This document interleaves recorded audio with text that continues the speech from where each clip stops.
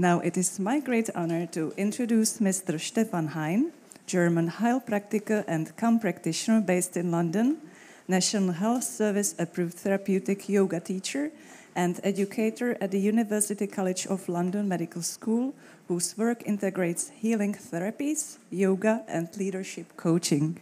Please welcome, the floor is yours. Thank you so much. You're welcome. Yes.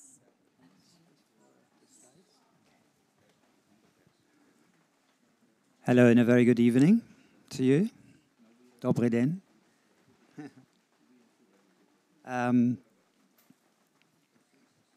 Yes, that's my presentation. So, first of all, a big thank you for this conference, all the organizers, Thomas Pfeiffer, an amazing spirit, and all the team, of course, and you for coming and taking part in this with an open mind and open heart. And what I really like about this conference this year is the inclusion of the spiritual dimension of life, which hasn't been in the years before to that extent. And I think that's the times we're living in. We need to be reminded of another dimension in human experience.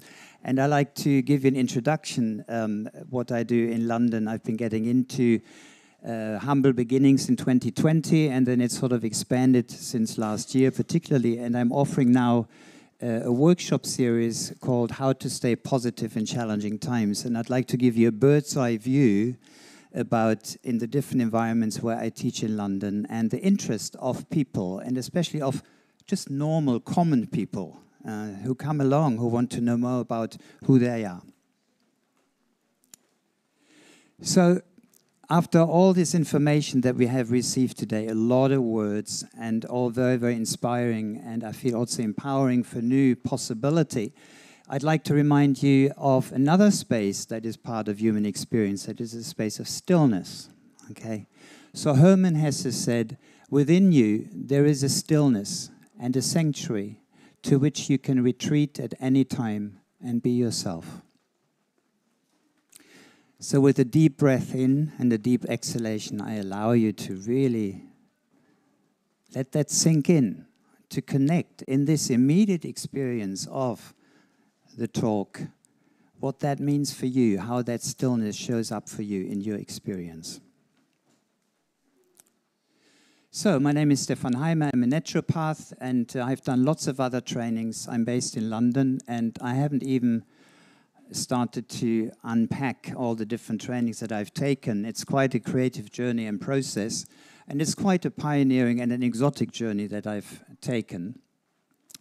And this journey started on my personal journey back in 1977 when I decided as a 18-year-old kid to leave Germany, where I was born, leave it behind and jump on one of those hippie buses and travel overland with Magic Bus to India and to Nepal, to the Himalayas. And I was looking for much more than Germany was able to offer me with my upbringing in the education system. And that trip has changed my life completely. What opened up from this was my life, what became my lifelong inquiry, and that was I wanted to build bridges between East and West, because the East and West is so different in the whole cultural backdrop and context. And I tried to find answers over the past 45 years.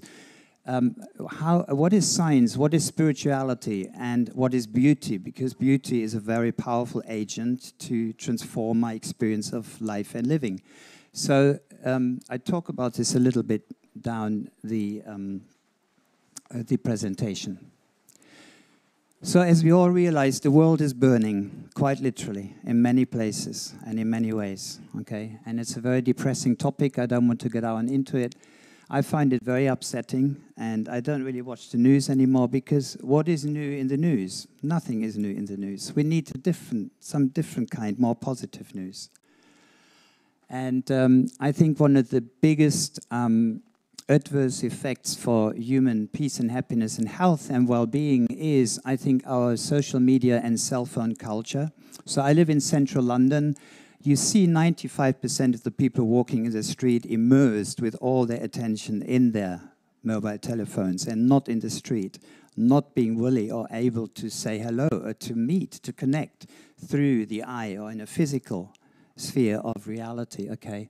And I think we are in a grip of a mental health epidemic because of this as well. 60% of primary care visits to the doctor in the UK are now first diagnosed as a mental health issue, which leads to separation, division, social isolation, and loneliness. We have a loss of human interaction, which I think leads to human estrangement and perhaps even to human atrophy and pauperization, because we seem to be stepping backwards in my interpretation of what humans are able to do, but what we are actually doing out with our lives and out in the world. So this also leads, I think, to that contributes to the increasing number of chronic illnesses. I ask here at the bottom, what throws us off balance? There we go. What throws us off balance? What are the root causes of our discontent? And then we have all these popular words and fancy words, you know, from mental health to physical health issues that we find on the diagnostic sheet of our doctors today, and that we then have to deal with. I became quite creative with my abstract that I submitted here when I applied for giving the presentation. As I said, I wanted to speak about how to stay positive in challenging times. The study began in January 2024, has reached so far 180 people. And since its humble beginning in 2020, the expanding curriculum has reached more than 600 participants, and it is growing. I teach, it is a blend of health and well-being teaching through Ayurveda, especially Nada Yoga, Yogic Sleep, Yoga Nidra, Rasa Beauty teaching. It's philosophy, practices, meditation, movement, breath work, mantras, singing mantras, and then community reflection. The workshops are delivered in medical school, UCL, spiritual environments, in the health charity sector, and I want to expand the concept now into community centers, yoga centers, and adult education centers, because I feel that knowledge wants to be out in communities so we can create a grassroots movement of we take responsibility and we have the power to be responsible joyfully for our health and well-being. So the inquiry in these workshops is this: who am I? Waking up to the here and now. Expanding awareness, expanding self-awareness, facilitating clearings for awakening. So I see myself in a deeper context of living, and that gives me better possibilities for my life. I have more choices when I know more about who I am and what my possibilities are for living. Rumi said, as you start to walk on the way appears.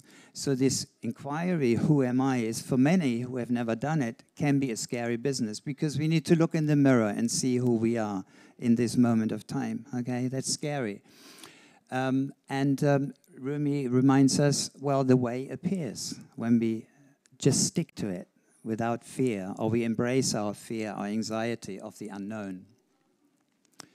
Didn't want to use this one. So Indian spirituality, for me, the wisdom teachers from that part of the world has been the guiding light, I think, throughout. I have been studying many wisdom teachings, but I think that yoga, the science of union and oneness, and Ayurveda, the science of life, these two sister sciences have been, for my own consciousness study and how I supply this as a service in my clinical practice, has been the most empowering way for patients to regain a sense of self-control and self-healing that arises from within, because that's what I want to inspire, that healing arises from deep within in the people.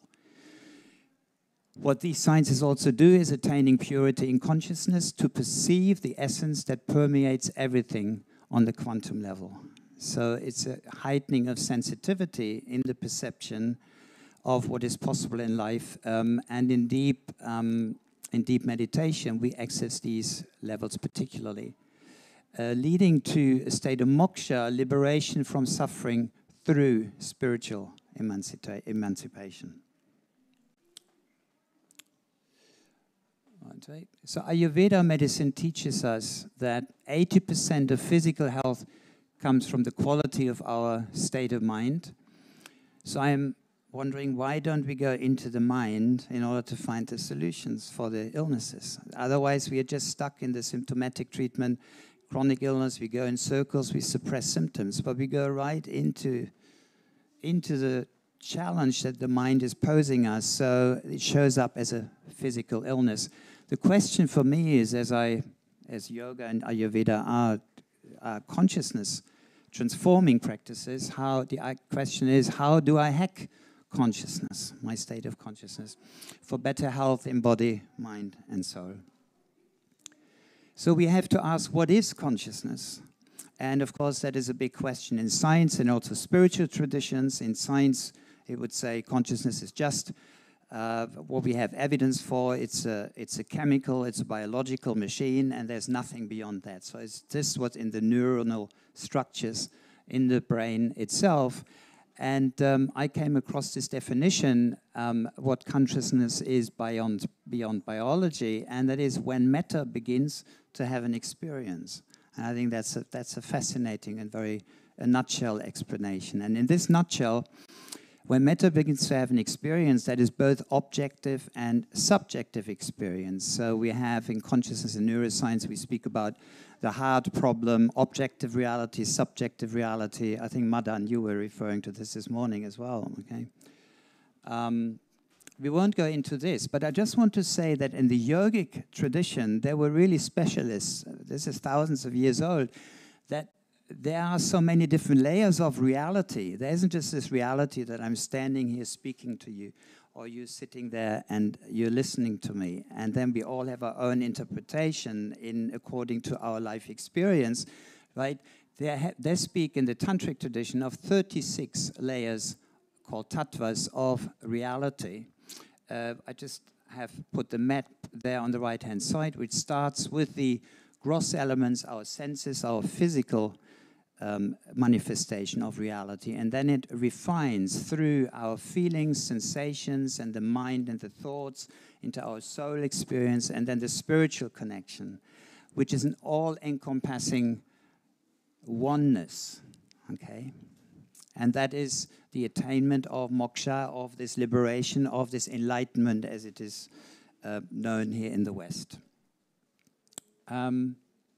So we could say from that human beings are multidimensional, consciousness is multidimensional, body, mind, soul, and spirit, and that everything is interrelated with nature, the social aspect, climate, seasons, environment. There was a lot of reference to this early on in the talk today. I think that's both the Eastern and Western approach. In neuroscience, we then have a map that we describe different states of consciousness as beta, alpha, theta, gamma, and delta state. I don't have the time to go into detail. The interesting thing is that the states of consciousness described in an EEG measurement are so parallel with how they're being described in the yogic tradition, which is, very much older, in these states of consciousness called Jagrat, Swapna, Sushupti, awake, dreaming, and sleeping, and then a state of Turiya, of emptiness, which is also referred to in neuroscience and brain science as a hypnagogic threshold consciousness state, a state between awake and sleeping, which is a true hack of consciousness, because the research is in that this is where the biggest physiological healing is happening. So we go right into deep spiritual layers of consciousness there. I just want to go more quickly because I'm aware of time. Connecting us to one source of energy, coming home to oneness, to source from which all creation and creativity flows forth and to which it returns. This is something at the state of being that we would like to achieve when we, for example, go into deeper states of stillness through meditation. Okay. So what is this key to oneness and union, and how do we best attain it? Well, the key, the door that opens is feeling. Okay?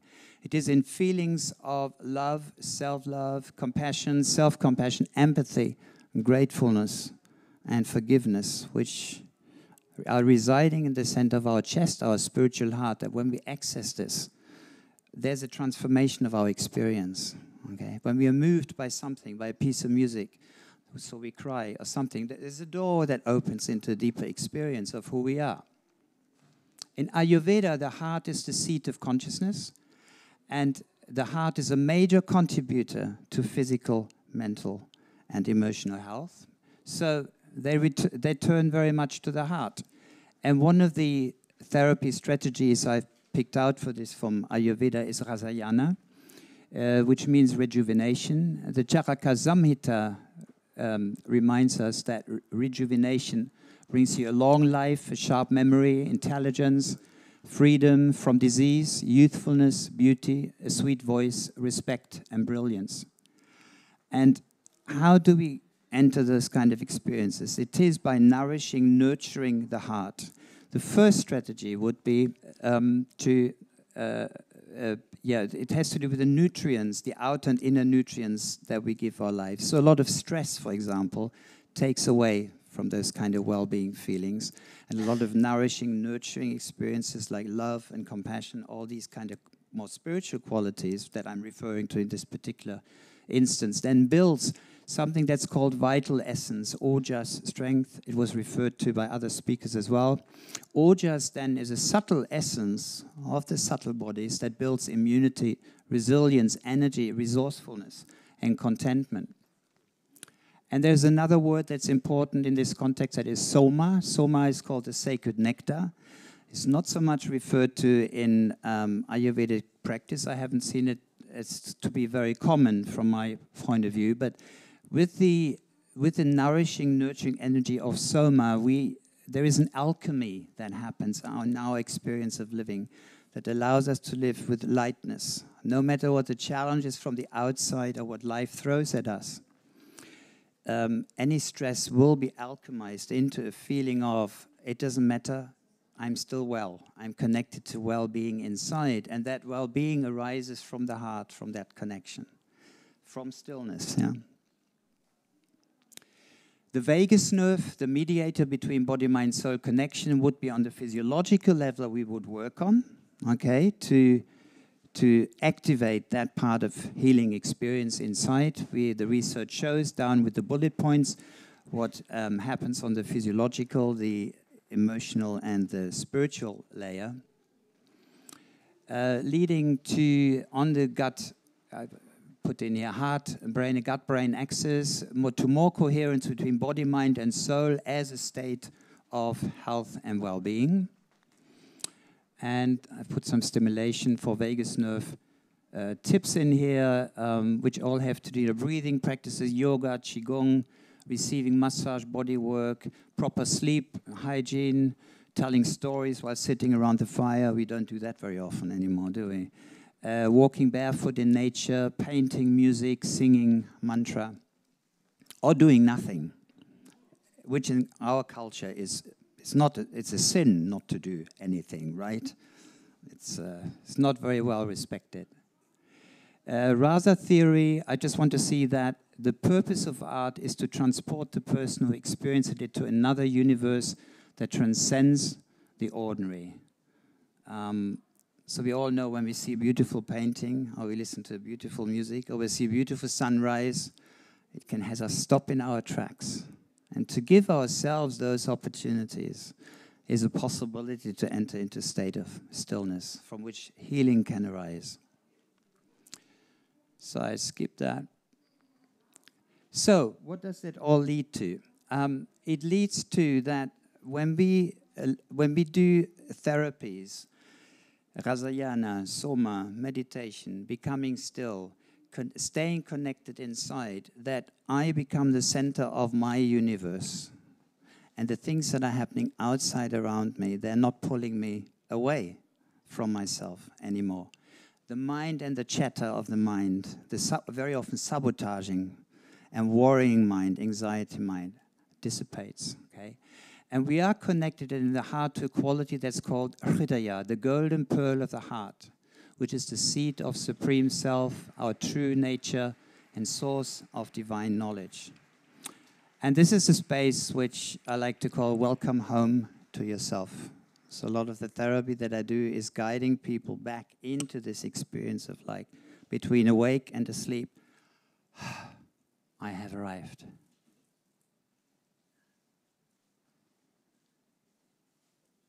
That's stillness, right? And then everything has evaporated. All concern and worries. Gone. Out into thin air.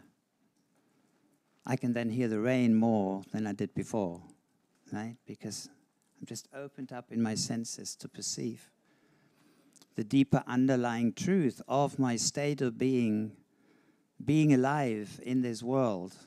And suddenly I'm connected to beauty and gratefulness and love and compassion.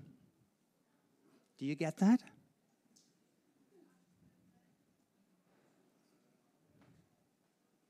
So I'd like to sort of facilitate that space a little bit, right? It's not much time, but yeah, so the old Siddha medicine, Ayurveda, says true healing happens from inside out rather than from the outside in. So we can do treatment strategies from the outside, which we tend to do. But then they would say in the ancient wisdom medicines in India that it is better to lead somebody back into the light of pure consciousness, which is a state of total emptiness, which is fullness at the same time. Okay, we are more in spiritual conversation here. Okay, and transformational healing arises from this from deep connection, deeply inside, in this pure light. Okay, before any distinction in the mind through the 36 tattvas of consciousness has come into being. I'm just residing in the pure light. And this brings alignment for all layers of consciousness that I touched upon. Yeah, in body, mind, feelings, and soul. And a lot of problems disappear. And the evidence is rolling in more that these kinds of meditation bring a deep harmonizing and balancing of physiological functioning. Nervous system, autonomic, central nervous system, endocrine function. And this is a good groundwork to allow healing to unfold. The quieter you become, the more inner peace and joy will enter your life. And this also does not matter. I'm still in the quietness, right? So science, spirituality, and beauty, deeply connected. I think it's a very similar strategy to find truth, whatever truth means for any one of us, because we have our own unique experience. But there's something in me that knows when I'm on this path, either through scientific or spiritual or inquiry through beauty, something clicks inside of me and something aligns, okay? This is a very sacred experience, and it brings truth and transformation into my life and gives me the power. It recharges within seconds my batteries for living. That's healing. So just to complete, one participant in these workshops said the chair yoga exercises were very enjoyable. The mantras we sang were calming and focusing.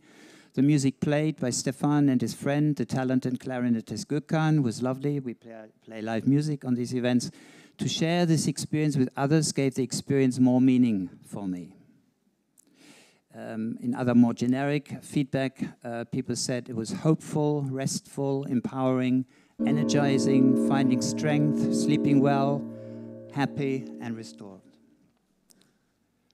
So we bring this now into community. Within the NHS, we try to open doors, but we have the all-party parliamentary group in Parliament in Westminster in the UK. At UCL Medical School, there's the Master of Science for Creative Health. There are doors opening. I teach these things at UCL Medical School to create these good personal aspects in order to ripple out into community as a positive vibration to help heal community, which is so much needed. Yeah, these are some of the outcomes. This is very much in the context of prevention, okay? Resilience, self-empowerment, strengthening the immune system, education that transforms the mind. Yeah, this is my name, info@thegeniuslounge.com if you want to speak to me. I want to say a heartfelt thank you to all my teachers who I've met on my walk of life, including the Yoga Nidra Network, Dr. Joe Dispenza, 1,000 Suns Academy, Raja Chowdhury, and many others. And Dr. Madan Tangavelu is also on the list, who sat earlier in the round here, who has helped me on this discovery very much. And you must build your life as if it was a work of art. Thank you so much.